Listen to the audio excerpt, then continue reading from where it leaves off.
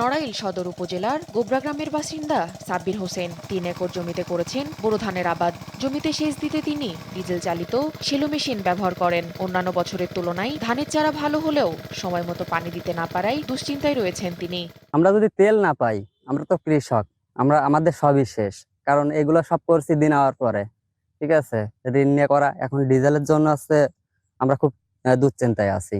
শুধু গোবরা এলাকার সাব্বির নন, তার মতো জেলার বিভিন্ন এলাকার কৃষকরা একই সমস্যায় পড়েছেন। স্থানীয় বাজারে প্রতি লিটার ডিজেল ১০৫ টাকায় পাওয়া যেত, এখন তা ১১০ থেকে ১১৫ টাকায় বিক্রি হচ্ছে। কোথাও কোথাও নেওয়া হচ্ছে আরো বেশি দাম।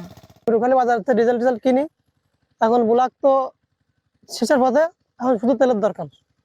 এখন তেলের শর্ট, প্রচুর দাম বেড়ে গেছে। মেশিন চালাতে গেলে ডিজেলের দাম বেশি হয়, এটা আমাদের খুব দুর্যোগ হচ্ছে।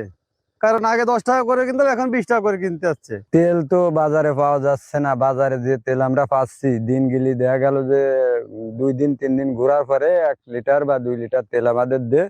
বেশি দামে ডিজেল বিক্রি করলে মোবাইল কোর্ট পরিচালনা করে জরিমানার কথা জানিয়েছেন এই কৃষি কর্মকর্তা। লোহাগড়া উপজেলা কৃষি অফিসার সহ উপসহকারীরা প্রত্যেক ডিজেলের দোকান পরিদর্শন করছে। কালকেও আমাদের কালিয়া উপজেলায় পরিদর্শন করছে এবং সেখানে যারা বেশি দামে বিক্রি করতেছে উপজেলা প্রশাসনকে নিয়ে সেখানে মোবাইল কোর্টও পরিচালনা করছে। কালকেও আমরা সর্বক্ষণ মাঠে আছি, কৃষকদের আতঙ্কিত হওয়ার কিছু নেই। সেচ দিতে ব্যর্থতার কারণে তাদের ফসলের উৎপাদন কমে যাওয়ার আশঙ্কা করছেন কৃষকরা, তাই দ্রুত সমাধান চান তারা। তাসফিয়া ইসলাম, নিউজ ডেস্ক, দেশ টিভি।